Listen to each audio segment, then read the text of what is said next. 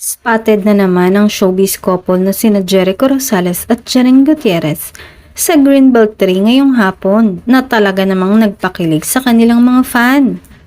Magkahawak kamay ang dalawa habang tumatawid sa pedestrian at sobrang sweet.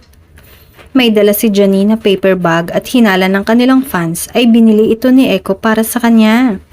Mukhang galing na naman sa date ang dalawa. Consistent talaga ang aktor sa pagde-date kay Janine kahit sila na at mukhang maalagatin itong boyfriend sa actress. Kita naman yun dahil habang tumatagal ay lalong nagiging blooming ang dalaga. Napakaswerte at gentleman talaga ng aktor na si Jericho at kitang-kita naman yun lalong-lalo na pag si Janine ang kasama.